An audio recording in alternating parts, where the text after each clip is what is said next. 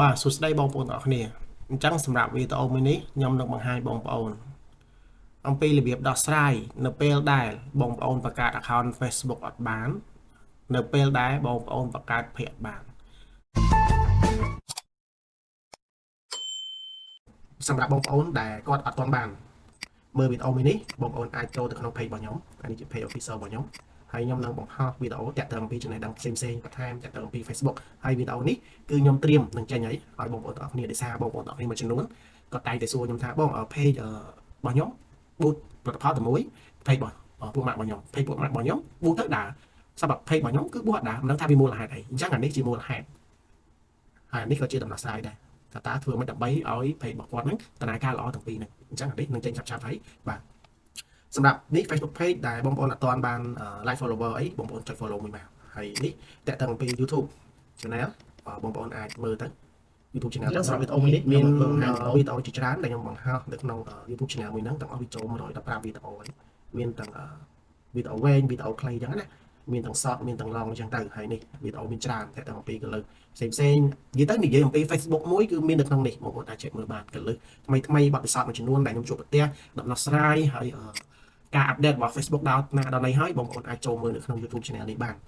ខ្ញុំប្រៀបនេះគឺងាយស្រួលបងប្អូនមែនតើគឺបងប្អូនមើលទៅមើលជា short ក៏បាន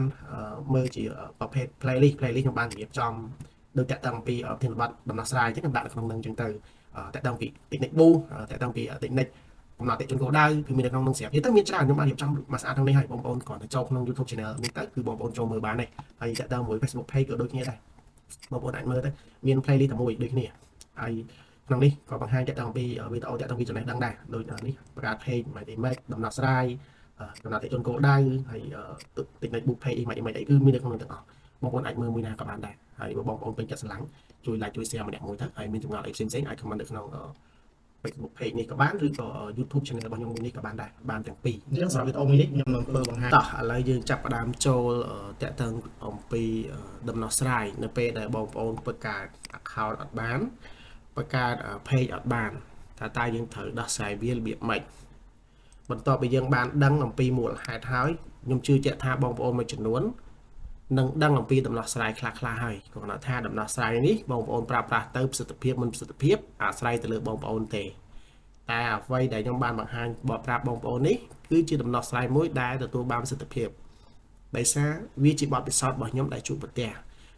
ហេតុអីបានភាគច្រើនខ្ញុំធ្វើវីដេអូតែងតែលើកយកថាខ្ញុំមានបទពិសោធន៍ដោយសារអីដោយសារភ្ញៀវរបស់ខ្ញុំគាត់យក account Facebook មកប្រាប់មកសួរខ្ញុំអញ្ចឹងខ្ញុំក៏ប្រាប់គាត់ពីដំណោះស្រាយទាំងអស់ហ្នឹងទៅហើយខ្ញុំក៏ស្រាវជ្រាវអំពីថាមូលហេតុអីបានវាជួបបញ្ហាបែបហ្នឹងមូលហេតុអីអញ្ចឹងខ្ញុំមើលវីដេអូជាច្រើនមិនថាវីដេអូបរទេសមិនថាវីដេអូខ្មែរទេមិនបញ្ចូលគ្នាយកបង្កើតបានទៅជាដំណោះស្រាយមួយឲ្យបងប្អូនហើយក៏ស្វែងយល់អំពីមូលហេតុដែលវាកើតបញ្ហាហ្នឹងសម្រាប់ account របស់បងប្អូនអញ្ចឹងទៅតោះហើយគ្មានអ្វីក្រៅពីបទពិសោធន៍ទេបងប្អូនបើសិនជាយើងមិនមានបទពិសោធន៍ទៅលើវាទេយើងក៏មិនអាចនិយាយវាចេញដែរកន្លែងហ្នឹងណាហើយអានេះជួបប្រទះអនុវត្តផ្ទាល់ទទួលបានប្រសិទ្ធភាពធ្វើវីដេអូបង្ហាញបងប្អូនអញ្ចឹងនេះជាដំណោះស្រាយរបស់ខ្ញុំតាក់ទងជាមួយនឹង account នៅពេលដែលយើងបង្កើតអត់បានដោយយើងដឹងអំពីមូលហេតុវាទី1យើងដឹងហើយ spam បើសិនជា device របស់យើង spam យើងដូរ device ថ្មីព្រោះដោយសារអីទី1តាក់ទងជាមួយនឹង device មួយវាតែងតែមានលេខ serial របស់វាហើយដូចទូរស័ព្ទវាមានលេខ serial ឬក៏លេខ IMEI ទូរស័ព្ទចឹងទៅ computer វាមានលេខ serial លេខ IMEI របស់ computer ចឹងទៅឬក៏ហៅលេខអីផ្សេងលេខម៉ាស៊ីនលេខអីចឹងណា iPad ឬក៏អីផ្សេងគឺវាតែងតែមានលេខ serial របស់វាហើយអញ្ចឹងបើសិនជា Facebook វាយកអាលេខ serial ទាំងអស់ហ្នឹងរបស់យើង device របស់យើងហ្នឹងយកទៅញាត់ចូលទៅក្នុង blacklist របស់វាហើយអញ្ចឹងសួរថានៅពេលដែលយើងយក account Facebook របស់យើងនេះឬក៏យើងបង្កើត account ថ្មីនៅក្នុង device ដែល Facebook ដាក់ឲ្យជាប់ blacklist ហើយនេះយើងបង្កើតបានអត់ 100% គឺបង្កើតអត់បានទេ device មួយហ្នឹងសឹងថាបងប្អូនយក account ផ្សេងដែលកំពុងតែលេងនៅក្នុង device ផ្សេងយកមកដាក់នៅក្នុង device មួយហ្នឹងមិនយូរទេកន្លះម៉ោងគឺជាប់180ថ្ងៃតែម្ដងឬក៏ block account យើងចោលដោយសារអី device នឹងមកអញ្ចឹងយើងត្រូវបដូរ device ថ្មីដើម្បីបានលេខ serial ថ្មីអញ្ចឹង Facebook ចាប់អត់បានទេហ្នឹងទី1ដំណោះស្រាយរបស់ខ្ញុំគឺបដូរ device បាទដំណោះស្រាយទី2 IP បើសិនជាយើងដឹងថា IP នឹង spam ហើយហេតុអីបានយើងមិនបដូរ IP របៀបបដូរ IP មានច្រើនប្រភេទទី1បើបងប្អូនប្រើសេវាកម្មអ៊ីនធឺណិតរបស់ក្រុមហ៊ុនអ៊ីនធឺណិតបងប្អូនតែក្រុមហ៊ុនបងសុំបដូរ IP ដោយសារ IP របស់ខ្ញុំមូលហេតុ1 2 3ចឹងទៅប្រាប់គាត់ទៅអញ្ចឹងខាងក្រុមហ៊ុនគាត់នឹងផ្លាស់ប្ដូរ IP ឲ្យយើងហើយអាហ្នឹងករណីយើងប្រើ Wi-Fi ទី1ករណីដែលយើងប្រើ hotspot ពីទូរស័ព្ទអាហ្នឹងអត់ពិបាកទេគឺគ្រាន់តែយើងបិទ hotspot ហើយបើកថ្មីវិញ IP នឹង direct auto ដូរតែម្ដងអាហ្នឹង hotspot ពីទូរស័ព្ទហើយបើយើងប្រើ 3G ទី3យើងប្រើ 3G ខ្ញុំសូម recommend ប្រើប្រាស់ប្រព័ន្ធតែមួយទេគឺ cell card មិនមែនខ្ញុំប្រម៉ូទឲ្យ cell card ទេប៉ុន្តែតាមបទពិសោធន៍គឺយើងប្រើប្រាស់ cell card គឺវា smooth ល្អហើយវាអត់ងាយ spam តែបើយើងប្រើ smart និង97ភាគច្រើនគឺ spam អានេះបទពិសោធន៍របស់ខ្ញុំណាប៉ុន្តែបើបងមួយចំនួនផ្សេងទៀតគាត់ធ្លាប់ប្រើ smooth ដើរល្អអត់ spam អត់អីអាហ្នឹងជារឿងរបស់គាត់តែសម្រាប់ខ្ញុំហ្មងគឺខ្ញុំប្រើទៅវាប៉ះពាល់វា spam ចឹងច្រើនអញ្ចឹងខ្ញុំអត់សូវប្រើទេបើខ្ញុំប្រើតាមអ៊ីនធឺណិតគឺខ្ញុំប្រើតែអ៊ីនធឺណិត cell card ទេគឺដើរ smooth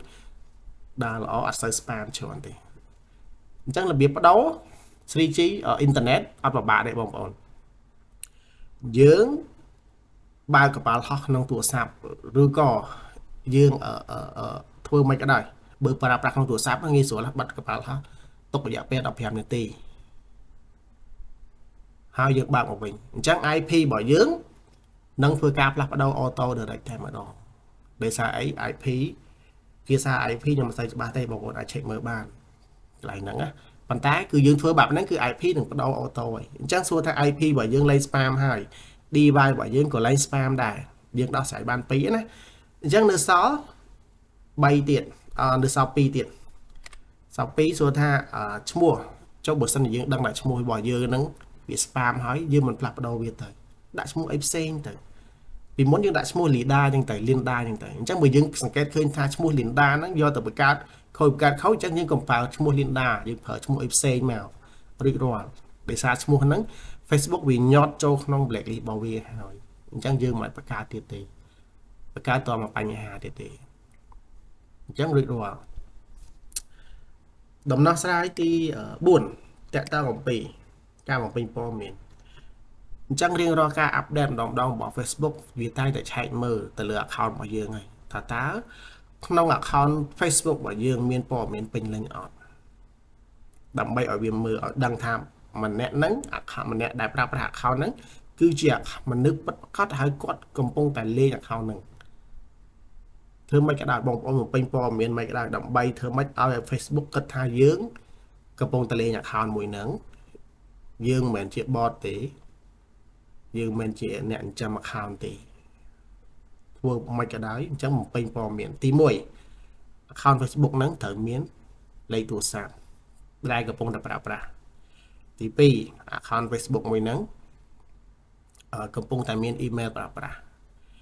ទី3 email account Facebook មួយហ្នឹងគឺយើងអត់ log ចូល device ផ្សេងញ៉ៃច្រើនទេ device គឺតែមួយទេឡើយហ្នឹងណាគឺ device តែមួយទេហើយលក្ខខណ្ឌរបស់ Facebook យើងអាច log ចូលបានអាចថា2 device ចុះកុំព្យូទ័រមួយទូរស័ព្ទមួយលើសពីហ្នឹងបងប្អូនខ្លះប្រើបានបងប្អូនខ្លះទៀតគាត់ប្រើអត់បានទេដោយសារអីវា device ច្រើន Facebook អត់ recommend ឲ្យយើងប្រើប្រាស់ device ច្រើនជាងទេมันអាច account មួយដាក់5ទូរស័ព្ទបានទេมันអាច account មួយដាក់5កុំព្យូទ័របានទេបងប្អូនដាក់បានពេលដែល Facebook មិនទាន់ចាប់នៅពេលដែលចាប់ហើយបងប្អូនគឺស៊ីដាច់ account មួយបាត់ហើយនឹងបាត់ហើយបាទ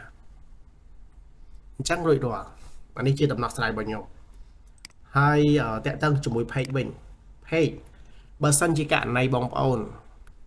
ដោះស្រាយចំណុចទី1ទី2ទី3ទី4ហើយនៅទី5ទៀតអញ្ចឹងអត់ពិបាកទេបើកើតដៃមិនបានបងប្អូនប្រើប្រាស់ extension ហើយ extension មួយនេះខ្ញុំសូមបញ្ជាក់ប្រាប់បងប្អូនដែរ ប្រើប្រាស់ extension វាជាប្រភេទ code ហ្នឹងមិនមែនខ្ញុំអ្នកសរសេរទេ code ហ្នឹងគឺបរទេសអ្នកសរសេរទេអញ្ចឹងនៅពេលដែលបងប្អូនយក extension ហ្នឹងមកប្រើប្រាស់ត្រូវធ្វើការទទួលខុសត្រូវដោយខ្លួនឯងខ្ញុំអត់ធានាថា code ហ្នឹងពេលដាក់ទៅអាចមានគេ hack account យើងអត់គឺអត់មានអីខ្ញុំអត់ធានាទេគ្រាន់តែថា code មួយហ្នឹងឬក៏ extension ហ្នឹងខ្ញុំយកមក install នៅក្នុងជ្រុងរបស់ខ្ញុំប្រើប្រាស់បង្កើត page បង្កើតអីប្រើប្រាស់ check នេះ check នោះបានធម្មតាពេលហ្នឹងណាប៉ុន្តែអនាគតទៅឬក៏ account របស់បងប្អូនមិនអីមិនខ្ញុំអាហ្នឹងខ្ញុំអត់ទទួលខុសត្រូវទេបាទតោះ extension ហ្នឹងគឺមួយណាអញ្ចឹងចូលមកមើលទាំងអស់គ្នានេះជា extension ដែលយើងអាចបង្កើតបានបងប្អូនចូលកន្លែងជ្រុំ browser មកទៅសេពាក្យថានេះណាវាយដូចខ្ញុំនេះមកដល់ sb account.io មកវានឹងចេញហើយឥឡូវតើយើង select វាមួយបន្តមកទៀតទាំងអស់នេះបងប្អូនមើលច្រើនណាស់ដឹងណានៃទេអញ្ចឹងយើងមកយកអីច្រើនពេកទេអានេះវាមានដាក់ចូលទៅក្នុង drive ទៀតឥឡូវយើងអត់ចាំបាច់ខ្វល់វាទេយើងមើលអាណាលើគេមកនេះអត់ត្រូវមកវាច្បាស់លាស់អានេះចេញ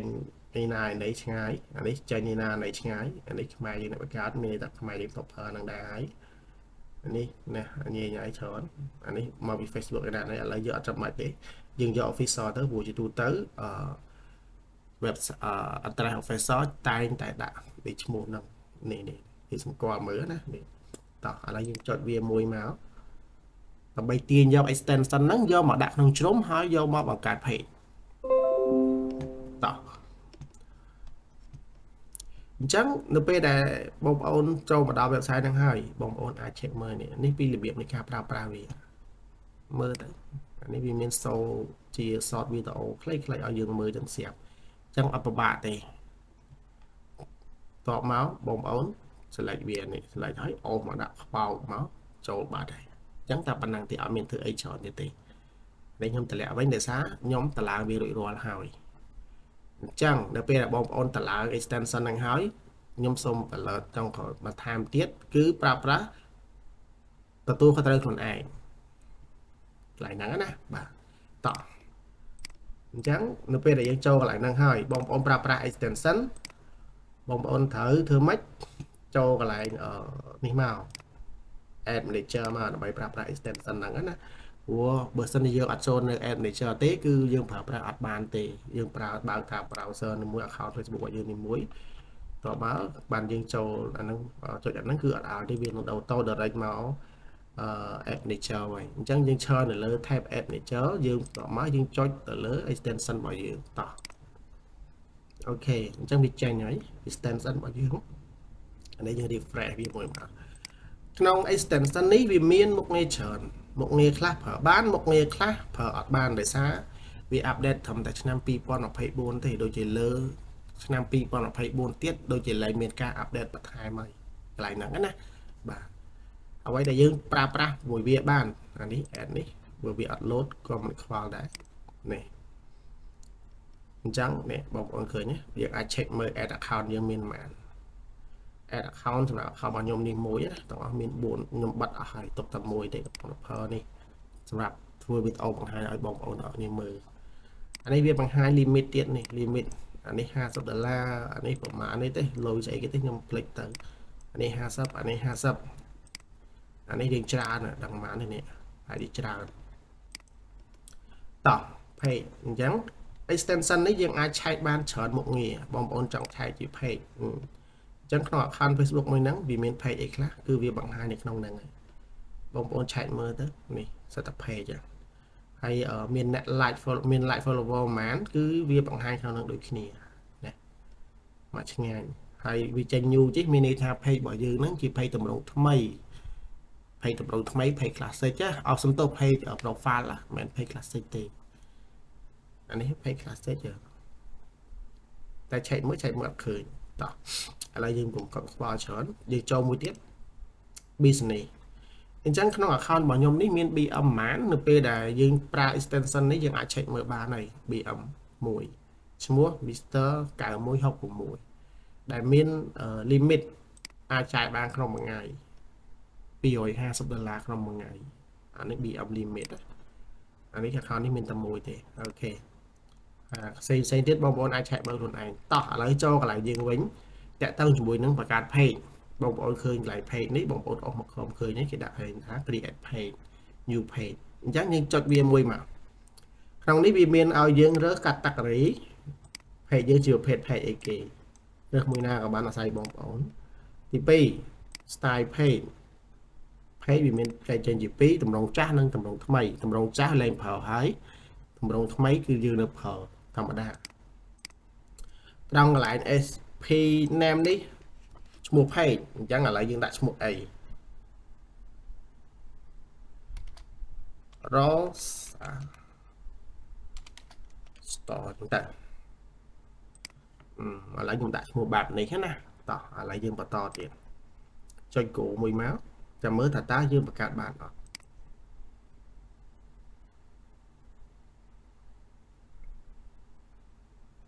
កាលណាវា load បែបនេះមានន័យថាបង្កើតអត់បានទេបងប្អូនដោយសារអី page account របស់ខ្ញុំនេះវាច្រើនលុះលុបពេកហើយ page ដែលយើងកំពុងតែកាន់ហ្នឹងណាហើយ page ដែលយើងកំពុងតែ page ដែលយើងបានបង្កើតណាវាច្រើនលើសលុបពេកហើយកាលណាវាច្រើនលើសលុបពេកចេះយើងបង្កើតអត់បានទេតែបើសម្រាប់ account របស់បងប្អូនឧទាហរណ៍ថា account ថ្មីគឺបង្កើតបានកន្លែងនេះវាតែចុច create ហើយវានឹងចេញលេខ UID របស់ page មកហើយលេខ UID របស់ page ណាកាលណាវាចេញលេខ UID របស់ page ហើយមានន័យថាយើងបង្កើត page ថ្មីបានហើយយើងអាច check មើលនៅត្រង់នេះបាន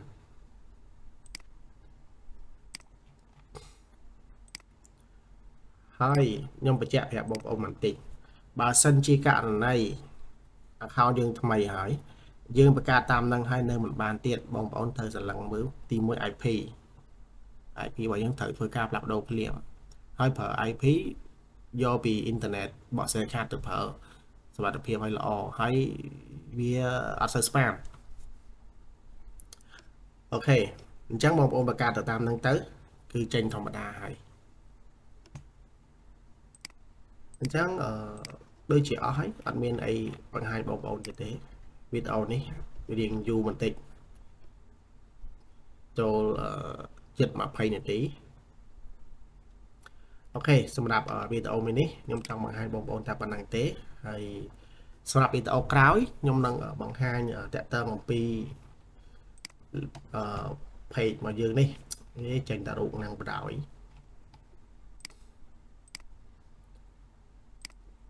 នេះដែលខ្ញុំបង្ហាញក្បាលវីដេអូណានិយាយពី topic មួយនេះអញ្ចឹងសង្ឃឹមថាបងប្អូនទាំងអស់គ្នានឹងរងចាំទស្សនាសម្រាប់វីដេអូបន្តទៀតហើយអរគុណសម្រាប់ការតាមដានវីដេអូមួយនេះពីដើមរហូតដល់ចប់សម្រាប់បងប្អូនដែលពេញចិត្តស្រឡាញ់តាក់ទងជាមួយនឹងវីដេអូមួយនេះសូមកុំភ្លេច like share ផងហើយបើមានអីចិត្តមក comment មកទៀតមក comment មកខ្ញុំនឹងឆ្លើយតបនៅពេលដែលខ្ញុំទៅនេះហើយឬក៏មានវីដេអូមានចំណុចណាមួយដែលបងប្អូនសំណពើឲ្យខ្ញុំធ្វើការបង្កើតវីដេអូដើម្បីបង្ហាញខ្ញុំនឹងធ្វើជូនបងប្អូនទាំងអស់គ្នាបាទសូមអរគុណសូមជម្រាបលា